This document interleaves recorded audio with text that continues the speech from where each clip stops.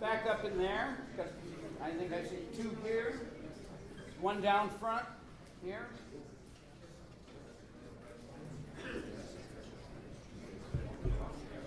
Frank Schaeffer will speak for about 40 minutes. We'll have three panelists who I'll introduce at a later time, who will respond for about 5 minutes apiece, and then we'll open this up to a question and answer period.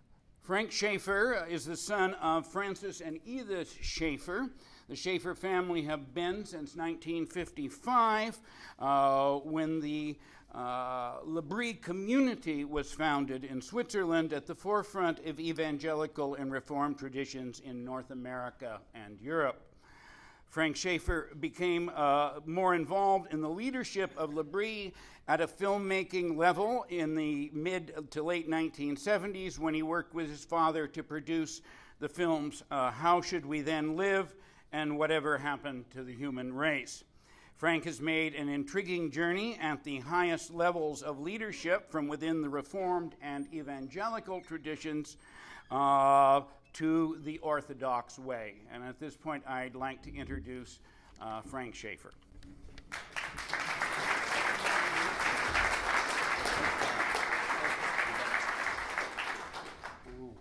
Wave if it gets too long. Yeah, okay. He said he'd wave if it gets too long, but you can just throw stuff. So there's a clock up there. So yeah, I'll take care of it. Thank you all for coming out. Help me out just for a second. Let me see a show of hands of who are students here at this school and who's town. Students first. And then town. Okay. More students. That's good. Thank you. Thank you for coming. I'll pretend it's not required and you chose to be here. I'm very flattered. I came in from Boston yesterday, where I live just north of the city with my wife, Jeannie. My life on a practical level is divided between two things: writing, which I do early in the morning, and taking care of two of my 4 grandchildren in the afternoons, Lucy, who is 5, Jack, who's 3, and a little unborn girl who will be born in April, who will also be living across the street, that Jeannie and I will be taking care of. So my next project is fixing up an area that used to be a porch as a big playroom, since Jeannie and I have started our childcare years over again at age 62 and 63.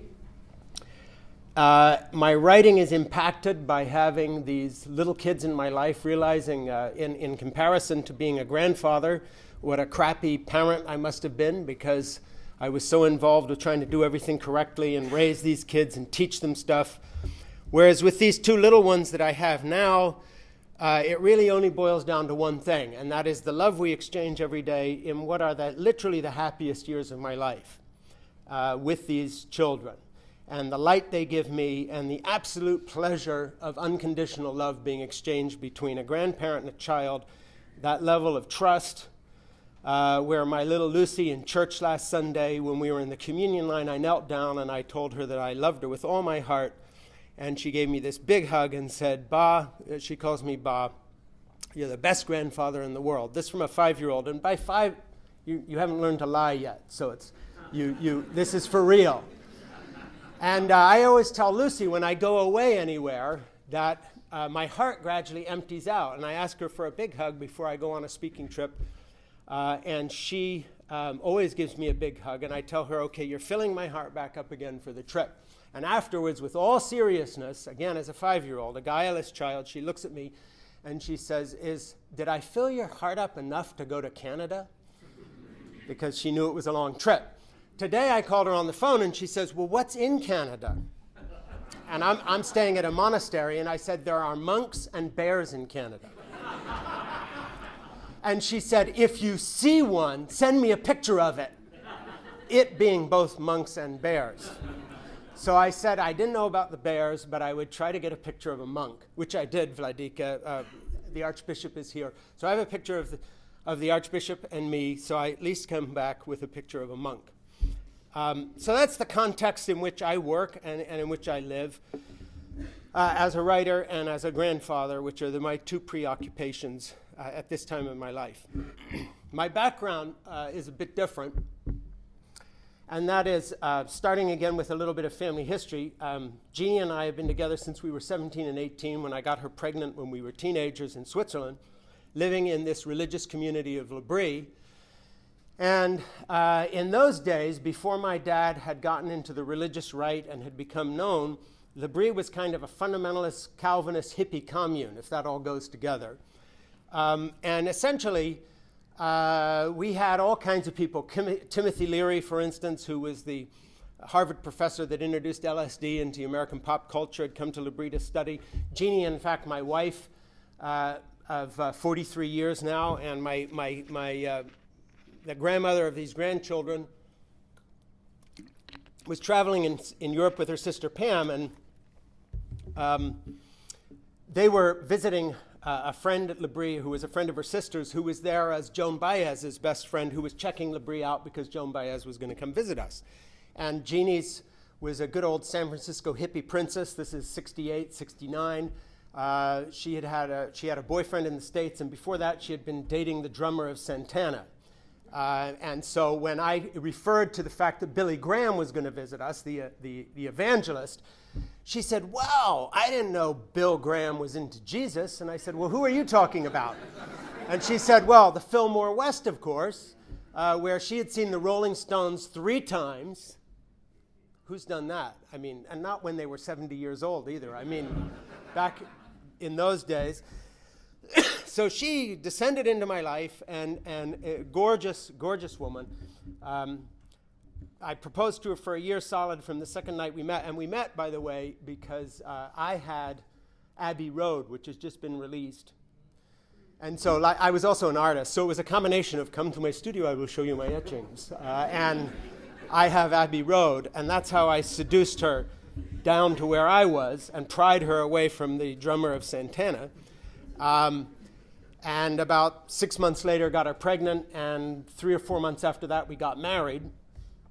And for some reason, it worked out with a lot of ups and downs, a lot of upheavals, maybe having been a very difficult person to live with a lot of the time. But there you go. So now, my oldest granddaughter, who lives in Brussels with my daughter and her husband, and my grandson are the age of my contemporaries' children, because they're 20 and 17. And these days, people wait till they're 40 and the biological clock's running, and then they realize they've run out of time, and they send to Australia for a frozen embryo or something, and they get it implanted and have that child. So their kids are the age of my oldest grandchildren. My youngest grandchildren are the age you're supposed to have grandchildren at my age, and everything kind of catches up with itself. But the changes in Jeannie's in my life encompass a much bigger framework than that. Thumbnail sketch. When Jeannie met me, I did have a studio because I was painting, and I was kind of a prodigy outside of the evangelical context. Dad was having a lot of art festivals at L'Abri. He might be known now as Jerry Falwell's buddy and the person who hung around with presidents turning America to the right wing on the abortion issue.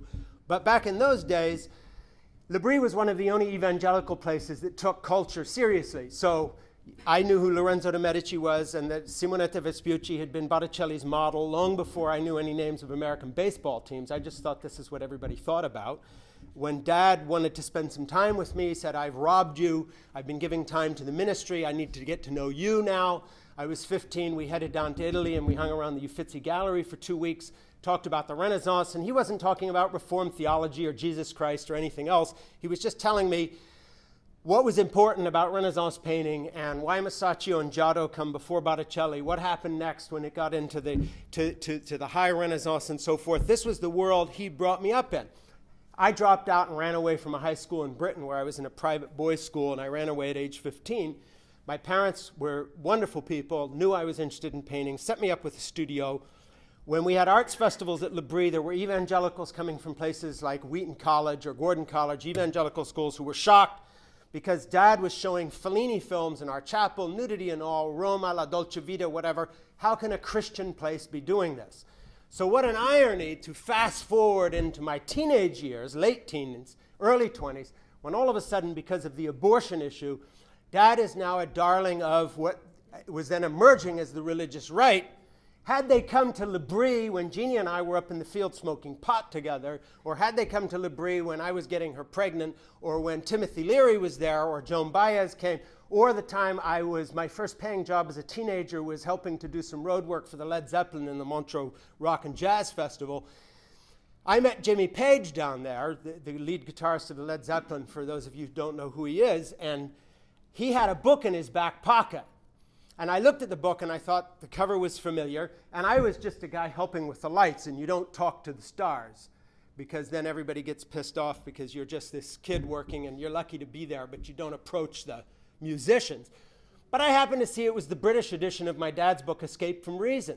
So I got up my courage, and I went up and I asked Jim Page, and I said to him, hey, you're reading a book, who are you, and a bit strawberry. I said, well, my dad wrote that book. How did you get it? He says, oh man, it's very cool, very cool. Eric Clapton gave it to me last week, told me I had to read it. This is not what you would think of as the founder of the religious right. I mean, Eric Clapton and Jimmy Page were not reading books by Jerry Falwell. All right? So you have to understand, this was my youth. This was my youth, not my young adulthood. When Dad took a stand on the abortion issue, and if you're ever interested in really finding out what I'm talking about here on a more in-depth level, you can read my memoir, Crazy for God, which has been out for a while now. It's in paperback and all the rest of it, where I tell the whole evolution of the religious right from the point of view of someone who lived it. Dad took a stand on Roe v. Wade and the legalization of abortion, partly because of my urging to do so. I was ardently pro-life at that point. As a kid.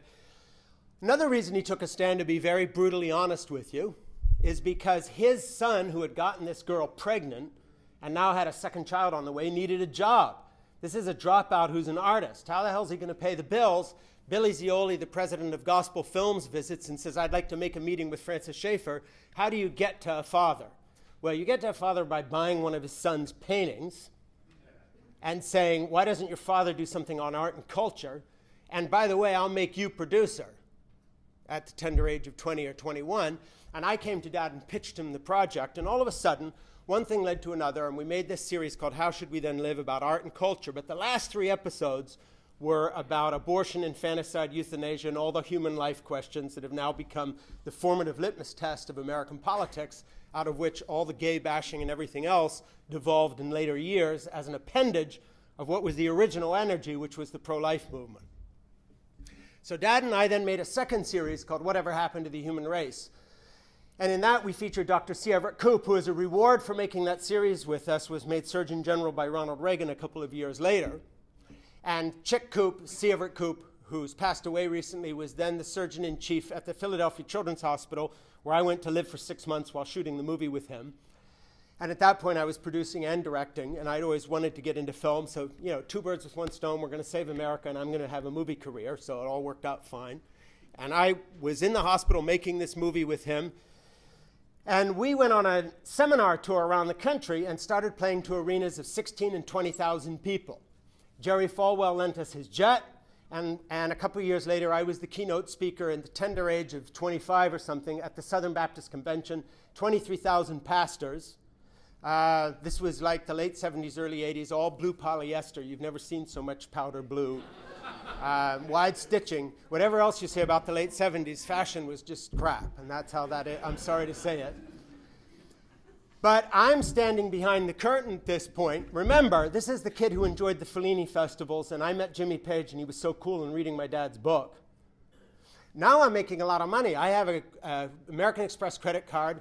I have a staff, and I'm in Jerry Falwell's jet. And I'm in my mid-20s, and I've got 2 kids, and no trouble paying the bills now. There's big money in the North American God Hills if you want to go mine for it. And all of a sudden, I'm standing back there thinking to myself, and I don't mean to be too graphic here, and I won't use too much profanity, but, basically, I'm screwed, except I said it more directly to myself, involving a very basic reproductive bodily function. I'm that. Just before I walked up to the podium and gave a speech for which I got a standing ovation and was good enough at what I did, just genetically, and because I've been raised on sermons, that the next invitation I get is the keynote speaker sharing the stage with Ronald Reagan at the at the annual Religious Broadcasters Convention, and then after that, we're in the White House talking to various presidents. And I'm a kid. I'm not telling the story of the religious right. I'm sort of telling you my story. I'm a kid. All of a sudden, I'm away from home 6 months of the year, and I'm on a speaking thing. There were more people at my dad and our book table at any given moment than are in this room. I can remember counting out $275,000 in cash with our staff one night just from the take of the book and tape sales in Dallas after a 3-day conference. Okay, you got to understand the scale of this stuff. It's crazy. Now, my father, unlike most evangelical leaders, and I'm not being facetious here, was not a thief. So none of that money was going into our pockets. He was still working on the edge of his bed at home in a rocking chair, did not own a car, never flew first class, always asked them to downgrade our hotel because he said he'd be ashamed to be in a suite when people were sacrificially giving to L'Abri, and his book income was millions of dollars, and he was putting it all back into his ministry and not taking it in perks and all the kind of thing that Franklin Graham's doing today with his so-called Samaritan's Purse, where his salary is $640,000 a year, according to the Wall Street Journal, not counting perks, taken from money people are giving as charitable donations to help the poor. But that's the world I was in. All right, that's the world I was in. And there was a lot of money in it, but I was also losing my faith. There is no quicker way to lose your faith on God's green earth than to be a full-time Christian worker. And the more successful you are, the further away you will get from any idealism or any truth. It all is bullshit. You get exactly the same thing that happens to the big-time politicians. No matter what their intention at the beginning, by the time it's all over, they're in the system and they can't help it. You can't judge them for it because I'll tell you what, there's not a person sitting in this room who would not fall in that situation. It is absolutely crazy to have people clustering around you. I can remember going through an airport one time. My parents had already gone through, and I was kind of bringing up the rear, and some lady runs over from across the thing and and grabs my arm and says, "I just wanted to touch a Schaeffer." Now, you replicate that 50 times a week, and you have cash lying on the table, and pretty soon you're going to be Jim Baker, no matter who you started out as. Okay, so my dad died in '84, and I still remembered I wanted to be an artist. And basically, at that point, I had a thing called Frankie Schaeffer Productions. We had $3.8 million in the bank, and I called Jim Bouffir, who was my partner, and I said, "I'm done. My dad's dead. I hate this world that I'm in. I never was called to do this. It's crap. The deeper I get, the more I realize that we are a bunch of, even if we're not con men, we're in a con world. There's not a genuine note in this whole thing. I'm through. I'm finished. I'm going crazy." And in addition to which, this girl I love, Jeannie's preparing to leave me, not threatening to, but I'm treating her like shit because I am now an asshole. Not just by birth and genetic disposition, but I am the kind of person who's on the road 6 months a year, doesn't see his own children, doing God's work, working with people who are totally in it for the buck. You have not lived until you've been on the 700 Club 7 or 8 times. Dr. Dobson gave away 250,000 copies of my book, A Time for Anger. I'm making more money in a week than I now make at age 62, seriously, in a year. Because it was just selling books by the pallet load, not because they were any good. They were just evangelical screeds that had the Schaeffer name on them. I have no illusion about that, but it was part of a movement. And we were hanging around with all these people and so forth and so on. Life was moving very fast. But fortunately, like some guy who's just drowning when the Titanic goes down, when my dad died, my mother and a bunch of other people lost total control of his funeral, and all these evangelical leaders pulled in, and it was a complete circus. And I didn't even have a chance to grieve for my father, who, by the way, I love dearly. Don't read any of this as having abandoned his legacy. It's exactly the opposite. I'm much closer to my father before all this started happening today than I was when I was at the height of all this evangelical BS. The fact of the matter is, we had all gotten lost in this shuffle. Dad is now remembered as a founder of the religious right, whereas if you read any of his books written before he got into the religious right, none of them read political. You can disagree with the philosophy, you can hate the theology, but no one's going to know how he voted in the next election reading Escape from Reason, or The God Who Is There, or Pollution and the Death of Man, or Death in the City, or The Great Evangelical Disaster, or any of these books. He was a Christian apologist. Agree or disagree, he was not a man of the right or left. He was trying to talk about Jesus, and he was trying to talk about relating cultural issues to Christian teaching. But what, of course, he's remembered for is this kind of hijacked career in the crosshairs of this vicious American business of the religious right, which now has remanifested itself as the Tea Party, for instance. So the other day I get a call, wasn't the other day, last year or the year before, from the New Yorker because they're doing an article on Sarah Palin, and lo and behold, it's like, okay, just shoot me now. Are you calling me to ask about my last novel? No. Sons of bitches haven't reviewed it. Are you calling me because you've heard I've started painting again and you see what? No, of course not. I'm calling you because we're interviewing Sarah Palin and she says she got into politics because of you and your father. Meanwhile, I'm one of the first bloggers on Huffington Post, and I got a note from the White House the other day, and this was the other day, saying, by the way, do you realize you've written more in support of Barack Obama than any other American writer? To date, 380,000 words. That's a thick book in posts for Huffington and for Alternet and for Pathos and other people. And so that's who I am now, and they're asking me to explain Sarah Palin to them, and it's basically, it's basically like I have to go hold Lucy for an hour. Why are you shaking, Ba? So talk about, deja vu all over again. You can't escape this stuff. And so here I am tonight, still trying to explain this to you guys. And of course, I'm also selling a book, because I don't have any here to sell you, but I earn my living as a writer. And what real writers do is they reprocess their own life into books. So when my son served in the United States Marine Corps, having volunteered out of high school, I wrote a book called Keeping Faith, the Father-Son Story about Love in the United States Marine Corps, as a result of which, speaking of another apparition from outer space of a weird, crazy life, and I'm not lying, you can Google me, most of this is true. All of a sudden I'm on Oprah, and she's interviewing me as a military parent who's written this book, and I'm being read by military mothers and fathers everywhere who had never heard of Francis Schaeffer or my novels, and they just think this is my first book because I'm a military parent. And then I get people who are reading Crazy for God, that's this memoir about being evangelical, and these are evangelicals who, because I dropped out of the evangelical world, don't know that I've written 5 novels, don't know that I've written all these blogs for Huffington, don't know that I wrote 6 pieces for the Washington Post, blah, blah, blah, blah. But they just think I've written a memoir to somehow settle the score with evangelicals, because one thing, I don't know how Canada is, but I'll explain something to you about the United States. Google or no Google, we all live in these tiny little slivers of microcosms. So if you're into NASCAR, you know all about the names of drivers who like to, cars turning left, cars turning left, cars turning left. If you're not into NASCAR, you don't even know where the tracks are, let alone who the drivers are. If you're an evangelical of a certain age, Francis Schaeffer's a big deal. If you're not an evangelical of a certain age, you've never heard of the guy.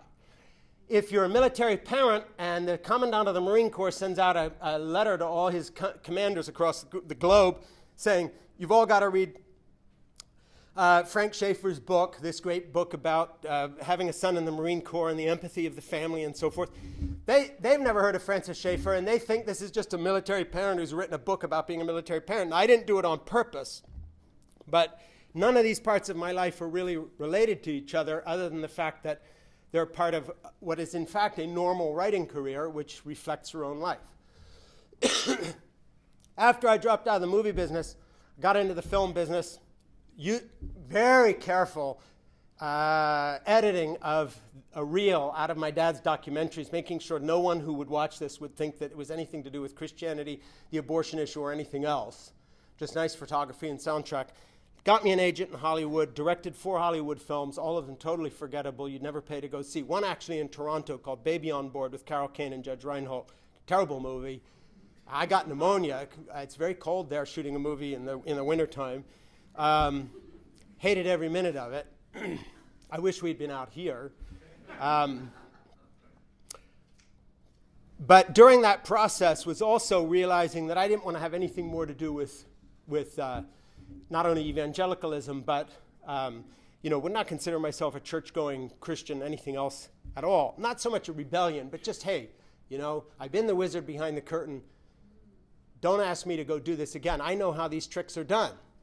And so, like a good card trick, like Ricky Jay. I mean, you can't fool Ricky Jay. He can do the card thing. He's not gonna think, this is real magic. And I was very much in that position.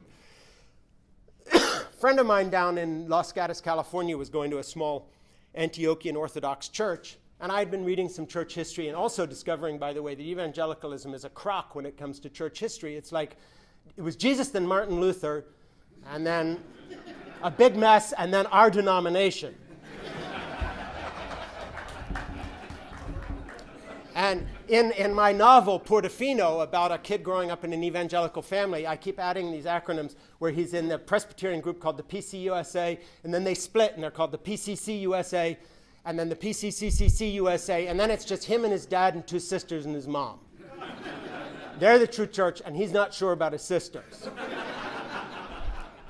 So basically, I had read some church history, and I was thinking, wow, my dad was a brilliant man and knew a lot of things, but he had been educated first in Hampden-Sydney University, doing philosophy and theology, but then very much in the North American evangelical context. And God bless my father, but he did not know his church history in the sense that he had bought into, there's the early church, there's a mess, there's the Reformation, then there's more mess, then there's us. And no one else really has the truth except here in the L'Abri. We do it right, and people are our brothers and sisters in Christ. When I was a child, Roman Catholics were the whore of Babylon. No kidding. Dad was a real fundamentalist back then. He hadn't met people like Jimmy Page yet. Not that he was a Roman Catholic, but there had been no expanding of the minds. As I got older, Dad became much more universalist in his views. By the time he died in Mayo Clinic in 1984, he would have regarded the Orthodox that I go to church with every Sunday as fellow believers in Jesus Christ and as Christian as much as he was. Same for Roman Catholics, same for all other denominations. And he was even getting to the point where he wasn't sure that anybody would be in hell. So he was not at a place he had been. People ask me, what would your father think about this? And I don't ask this to be a smartass. I just say the same thing I would about myself. Well, which stage of his life are you talking about? And for those of you who are students here, I can promise you one thing tonight, and if you remember this 20, 30, 40 years from now, you will say, yeah, he was right about that. So try to remember this one fact so you can tell somebody when I'm dead I was right at least about one thing. No matter what you think you're sure of tonight, you will change your mind. I'm writing a book right now called Why I'm an Atheist Who Believes in God. It's the title of my new book. And the subtitle is How to Create Beauty, Give Love, and Find Peace. Why I'm an atheist who believes in God. And that kind of duality expresses where my head is at now. I would have shot myself 20 years ago to think I would have written this book. And I say in the book, and by the way, 10 years from now, I probably would write a different book, but I guarantee you, the reader, this. If you read this book now, you come back 10 years from now, you will be reading a different book. Not because the magical change on the page, but because you will have changed, so this book will be different to you. So much for changeless truth. That's really how life works. So I guarantee tonight, if you were in America, this other part of America I live in, we euphemistically call America because on the North American continent there's only one country, you know that. And it's not you guys. Like I told my granddaughter, there are bears and monks here, that's it. But in any case, I can promise you this. In my part of the North American context, I can look you in the eye and say, if you are a Tea Party voter tonight and you are a Republican pro-lifer, I guarantee you, by the time you are my age, you will have gone through several convolutions. You may be back where you started with better reasons now, but you will not have towed this line the whole way. And I'll put it a different way. I have never met a Christian. I have never met a communist. I have never met an atheist. I've never met an agnostic. I've never met a Roman Catholic. I've never met an Orthodox. Because no one is any one thing. Don't lie to yourself and other people. There are days when you are a happily married man, but you're also someone who, on that day, doesn't like his wife. There are days when you are an Orthodox Christian, but on that day, you don't believe in God. There are moments when you're standing in line to take communion and you have no faith. It's not that you are a liar and a hypocrite. You are a human being. And your brain, in case you didn't know it, evolved as a human primate, not to process philosophy, theology, and church history. It evolved for survival. You don't even see reality. What you see is 90% of what your brain reconstructs for you because it helps you survive as something that has evolved through various stages. And we try to apply this to self-contemplation and philosophy, and we make these cosmological statements. And I'm not just talking about Christians. I'm talking about all kinds of people, atheists, new atheists, and so forth, who make these vast cosmological statements as if somehow we can jump out of our own brain and examine it and the universe. And of course, we're all on this flat line and path.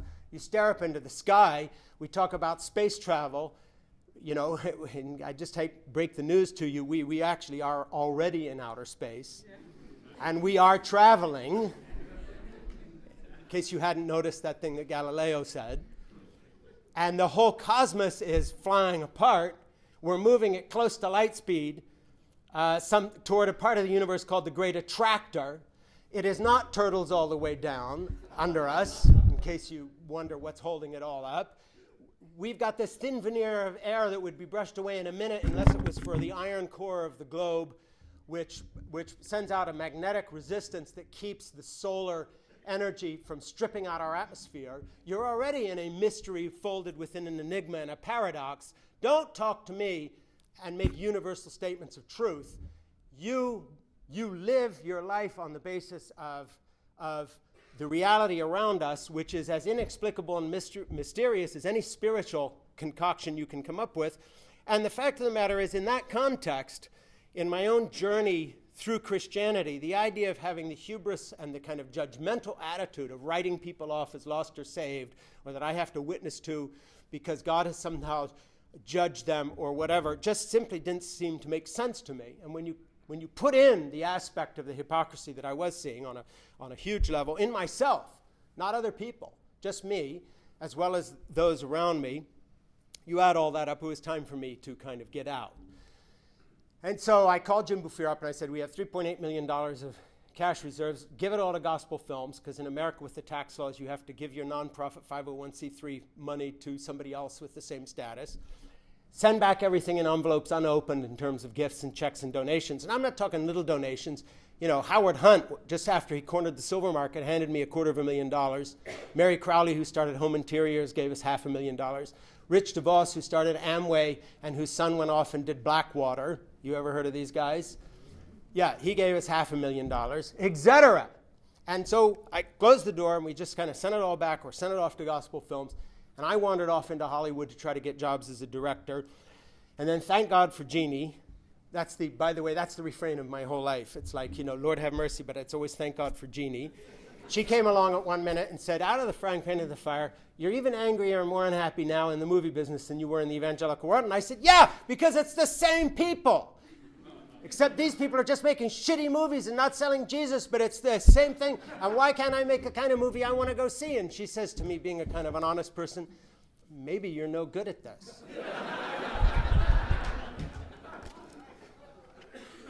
Yep.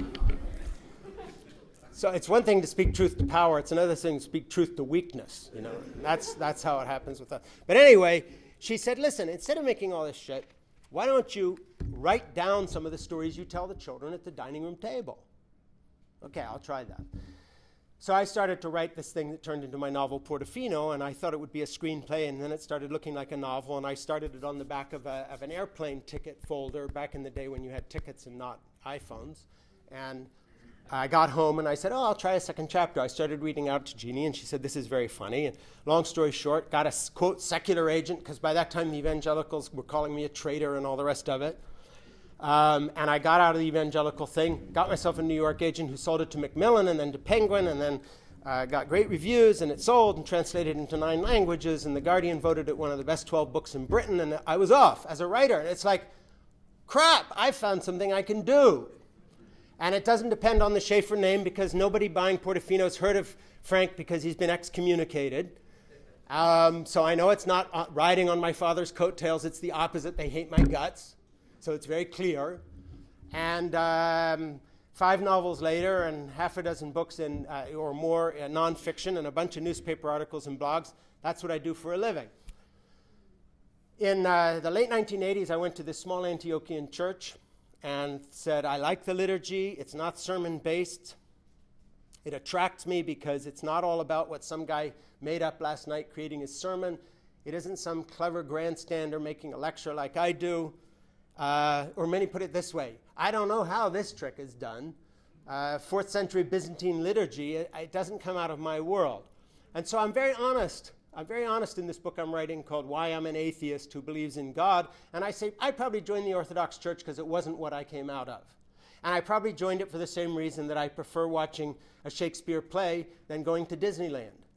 It's an aesthetic thing as well. Oh yeah, there's some spirituality there too. However, since it's no longer an intellectual construct of Reformed theology and correct ideas, and Jesus hates you if you don't get his ideas correct, and by the way, God loves you so much that he killed his son and had him tortured to death so you wouldn't be tortured to death. This is very nice. Believe in this.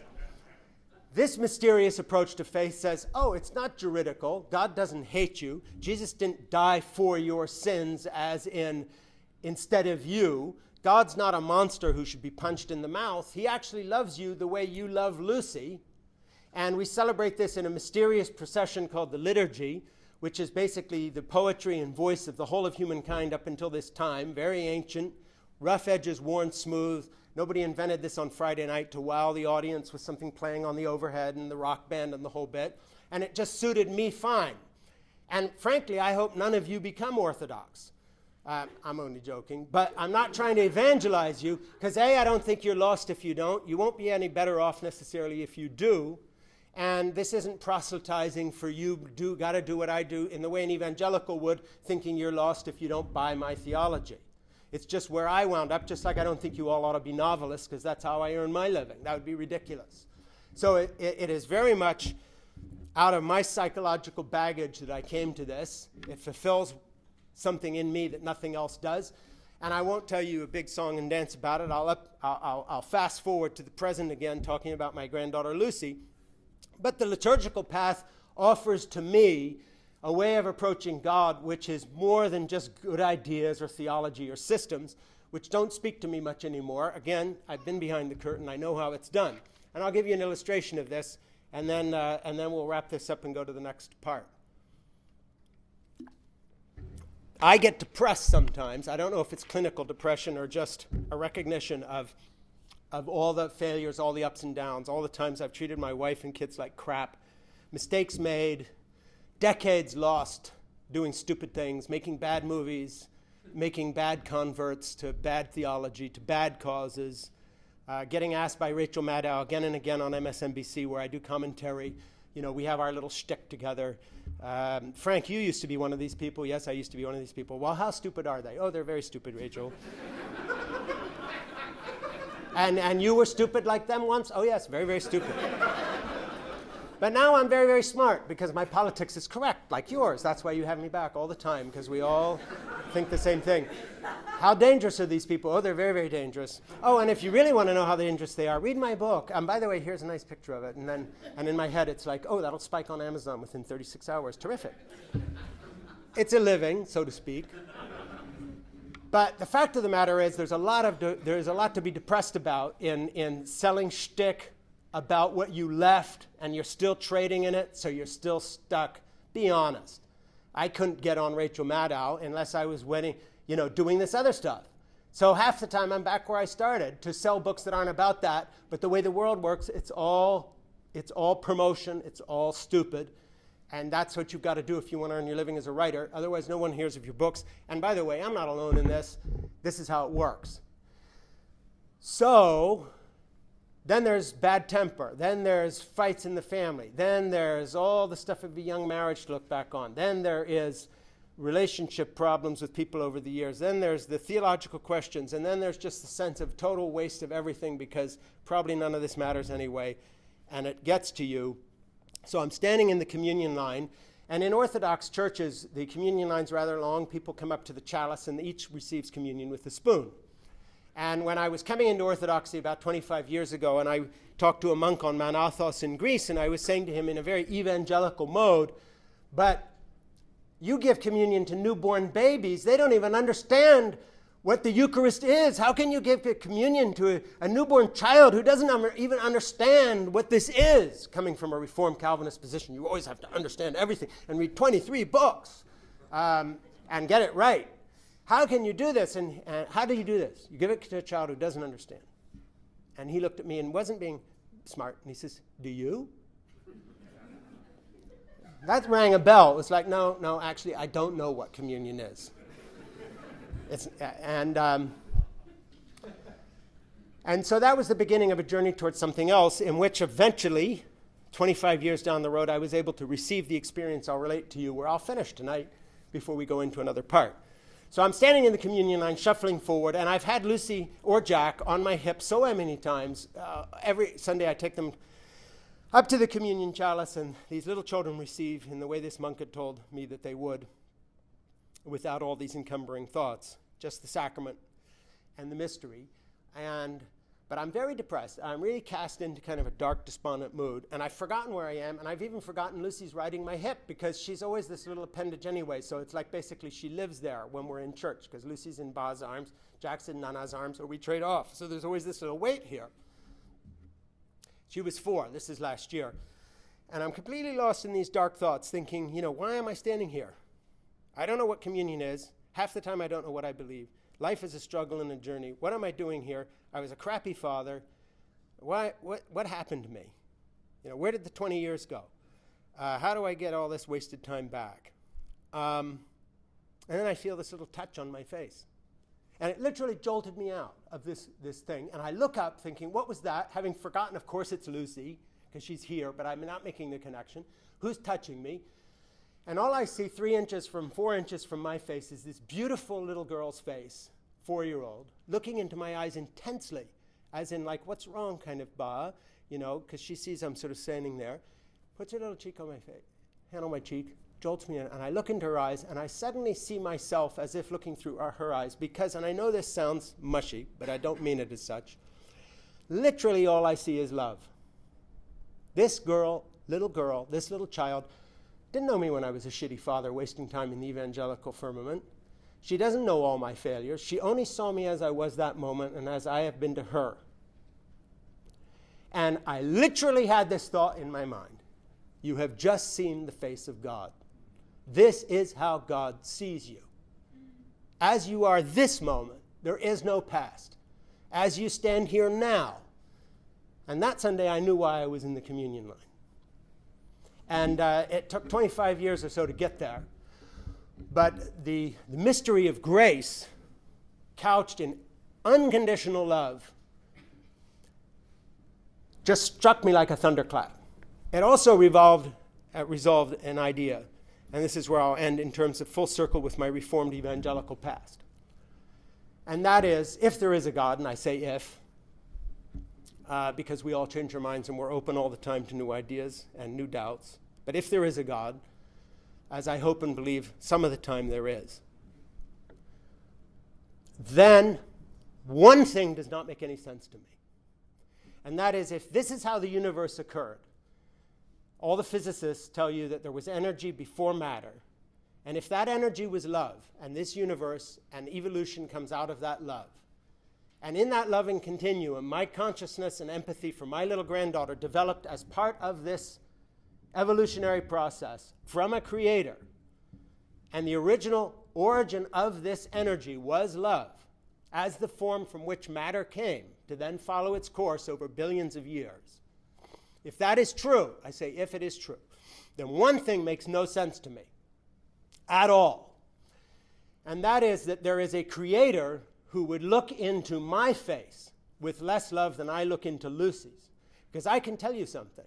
There is nothing that Lucy could do, ever, in this life, including killing me, that would make me want to burn her in hell forever because she had the wrong ideas about me.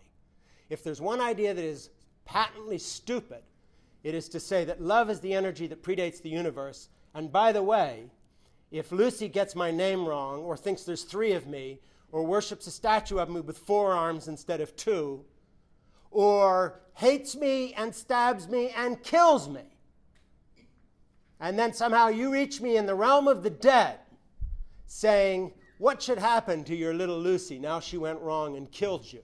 Do you wildly imagine in your most remote imagination that my answer would be burn her forever? That can't happen. And if an asshole like me wouldn't do that to a grandchild, don't tell me, the Lord of creation, your heavenly Father would do that to you. And to me, that is the hope of Jesus Christ. That is why I am still a Christian. And that is what I would set against any argument, any theology. I don't give a rat's ass what Calvin wrote, and I don't care what I believed, and I don't care what Paul wrote, because the witness of God to me is in the face of those I love and who love me. And if I don't see God reflected there, then there's no point even continuing the discussion. And that's where my faith is tonight. And I find a home within Orthodoxy that reflects that non-retributive love of God, and within a liturgy that does. And so that is the journey I took. And far from it taking me away from an idea of a loving Creator, it's the only reason I am even still in a church on Sunday, because I go there with that hope. So thank you very much. Appreciate it. And we'll go to the next part of the program.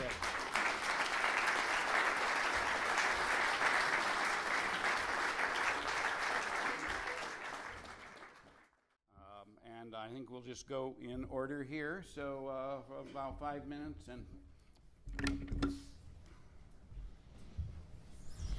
Hi, I'm Brad. That doesn't matter. Thanks for having me. I should just mention that behind the scenes always in these kind of things, Ron Dart has been orchestrating, and he's at the back there. And I really appreciate you setting this up, Ron. And, yeah.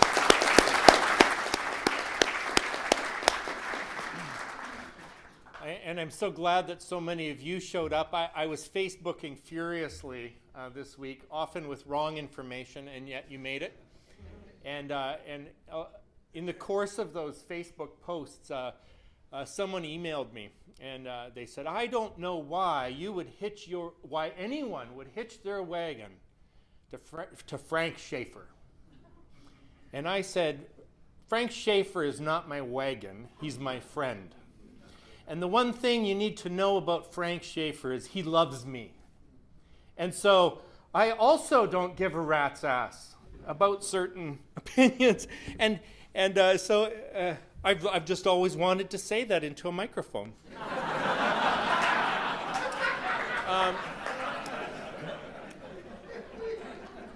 To me, it's wonderful to become Frank's friend, because I grew up as a fundamentalist, conservative Baptist, and I went off to a conservative Bible college, and it was at that point that I learned about Francis Schaeffer. In fact, while I was doing my undergrad, my father bought me the complete works of Francis Schaeffer, and I read through the complete works 2 times, and then I took a photocopy of the picture of Francis on the front cover, and I blew it up and I had it as a poster on my dorm room door. And one of the reasons that I did that was because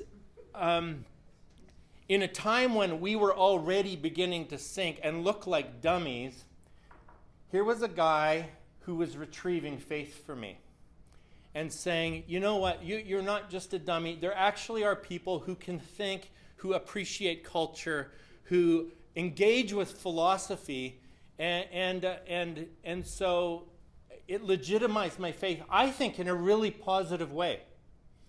At the same time, there was this phase when others were using Francis to legitimize some of their politics or some of their theology in a more insidious way. But for me, it was very sincere, and I really appreciated that.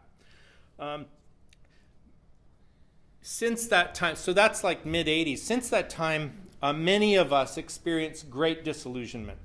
I dare say that UFV has an incredible population of ex-Christians, happy ex-Christians who experience a dark night of the soul, and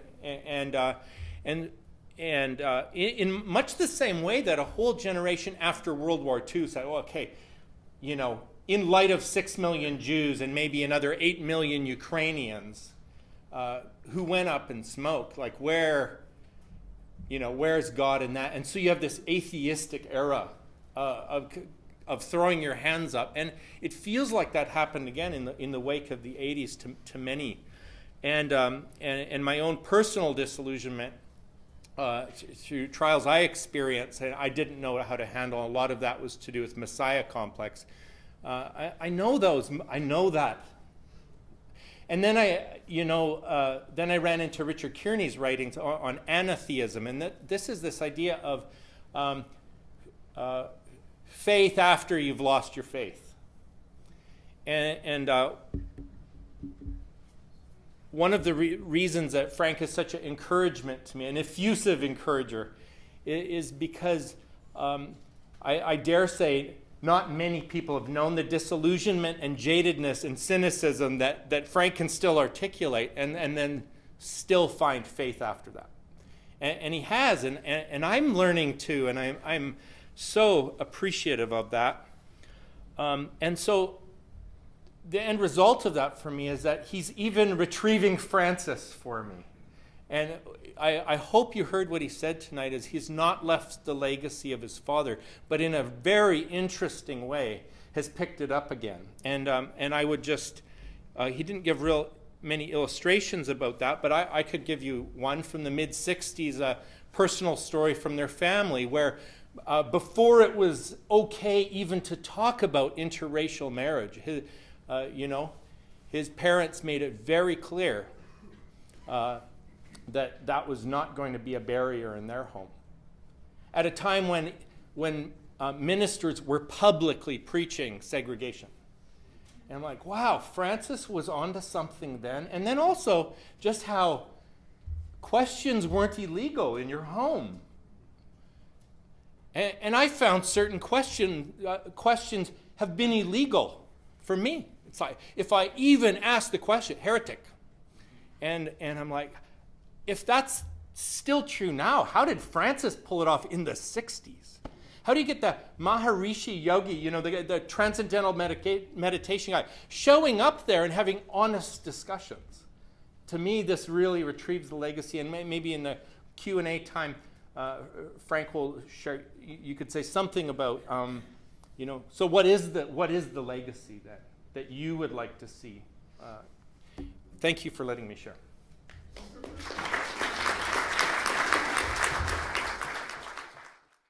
Somehow. I was glad to use the two things that interest me the most is the recapturing of the ancient church or the more traditional understanding of the nature of hell. There's no place, there's no geography, there's no fire. The ancient church never believed in any of that or never taught any of that. There's only the river of fire that flows from when Jesus Christ appears in Daniel as the Ancient of Days, and the river of fire flows. It's the river of fire is the love and the glory of our Lord Jesus Christ. And only how your conscience receives it makes a difference. So there's no place. And that's the atonement doctrine is really neo-paganism. Those are two of the ideas that really interest me in Frank. But there are two other ideas that I'd like to put forward.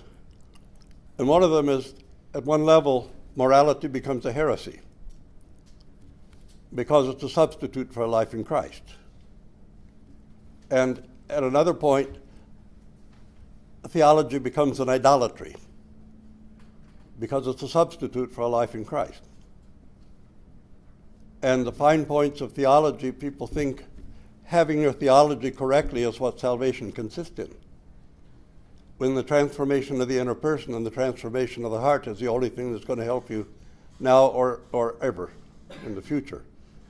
And this is really at the heart of everything that we should believe.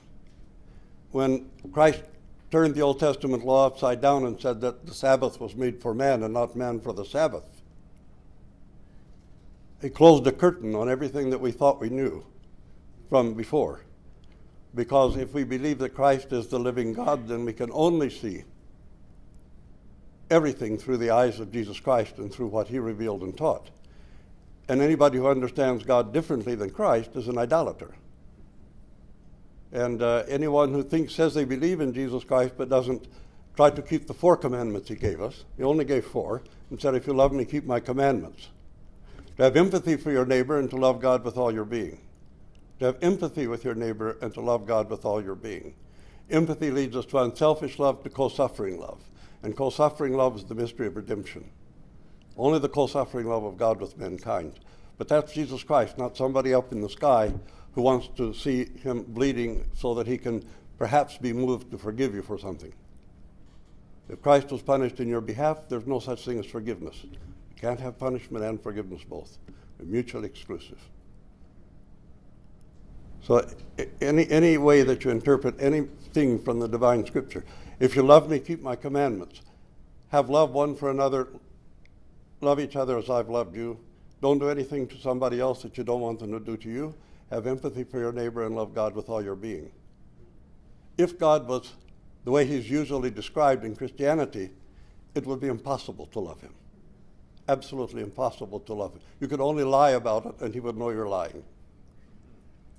So this is the only thing I want to add to it. If you say you believe in Christ, but you see God differently than Christ presented him, you're simply an idolater. So this is, so that's why I appreciated so much what Francis had to say. That somebody says, you know, one of my first teacher, Father John Romanidis, used to say that religion is a neurobiological illness.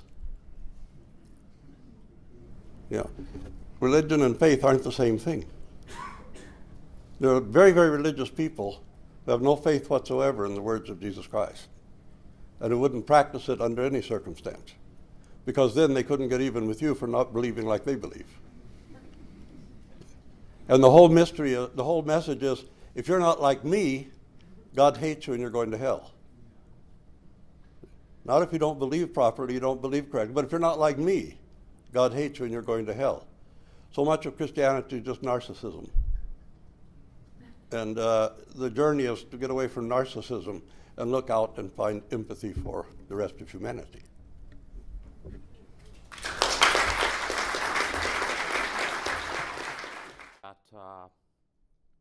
That I'd like to suggest we give a little thought to.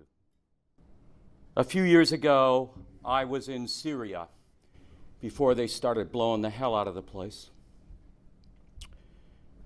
And following a trip from Damascus to Aleppo, we went deep into the Syrian desert to Palmyra, that ancient caravanserai in the middle of the desert, on the Silk Road, a tumble-down stone city where there is still water bubbling out of the ground, so there are still people there.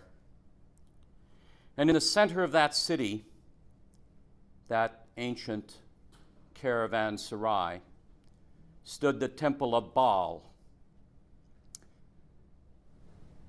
I think I heard about the Temple of Baal tonight.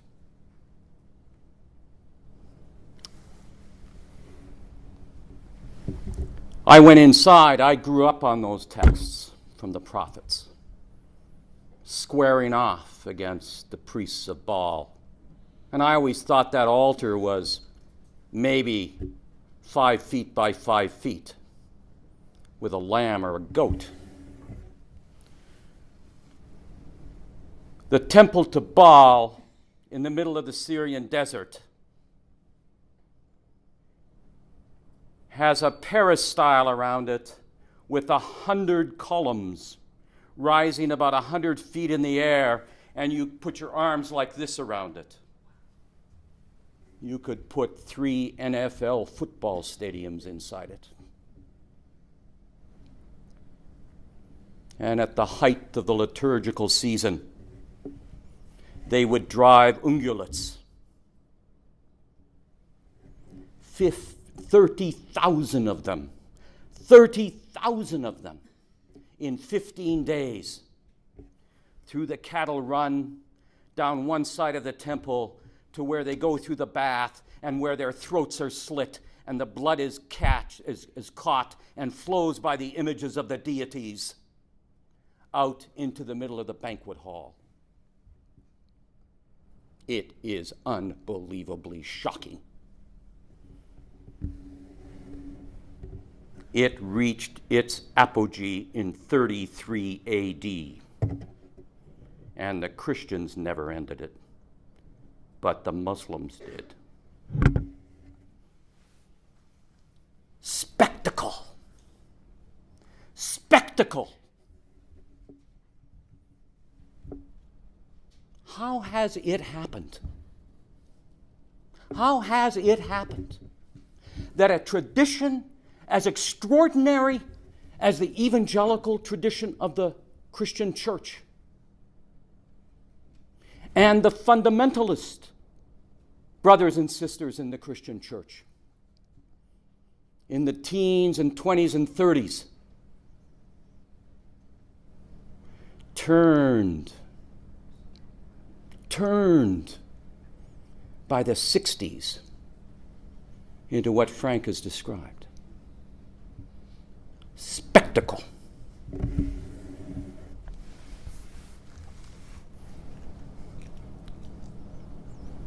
What is the opposite of spectacle?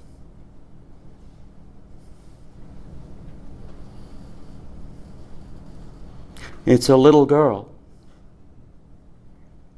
named for a woman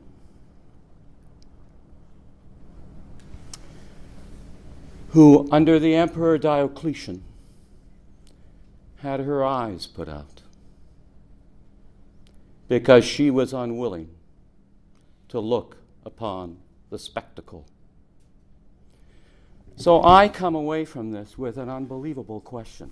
It's not new for me, but you have hammered it home in a way that is so disturbing. Why is it? Why? That people who claim to have faith in the one Lord of all history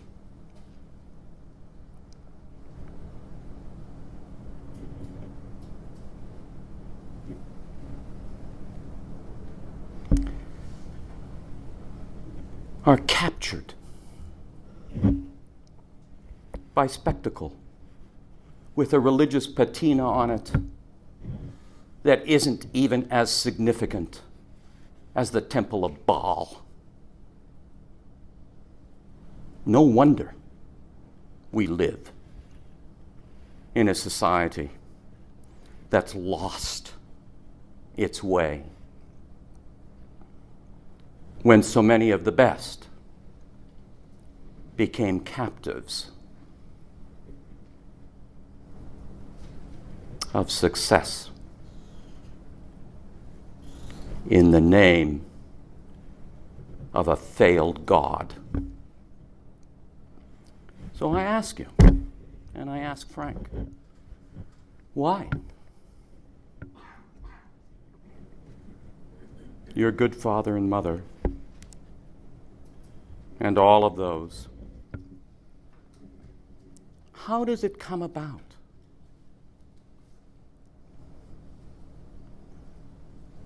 That simple presence isn't good enough. And one has to succeed. One has to win. One has to participate in the cult of spectacle, in the great paganism of our age. It's extraordinary to me. In such good people. What is the opposite of spectacle? I suggest to you the opposite of spectacle is simple presence. And anything other than that is the work of the angel of light.